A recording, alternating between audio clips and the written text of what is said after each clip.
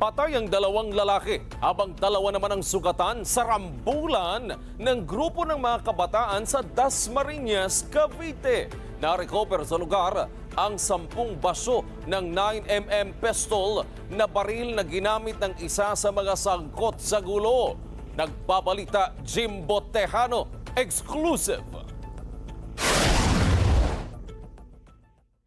Dead on the spot ang isang 19 anyos na lalaki at isang 23 anyos na binatilyo matapos magtamo ng tama ng bala ng baril sa iba't ibang parte ng kanilang katawan. Sugat na naman ang isang 17 anyos na lalaki makaraang mabaril sa kanang braso. Ang sangkot po ay ang 2 grupo ng kabataan na nagkaroon po ng alitan na nauwi sa pamamaril. Hindi bababa sa 10 basyo ng 9mm pistol na baril ang ginamit ng 25 taong gulang na suspect na siyang itinuturong utak sa pamamaril. Isa sa mga Child in Conflict with the Law o CICL. Agad na aresto makaraang mabaril ng kasamang suspect na sangkot sa gulo.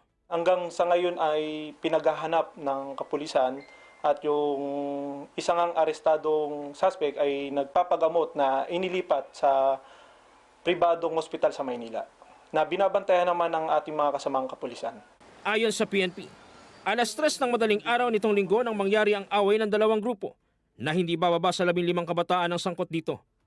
Bali, ang suspect natin dito ay mahigit 10 kabataan na involved dun sa bugbugan na nauwi sa pamamaril. Sa kabilang side naman ng mga biktima ay mahigit 5 sila na kabataan na naargabyado.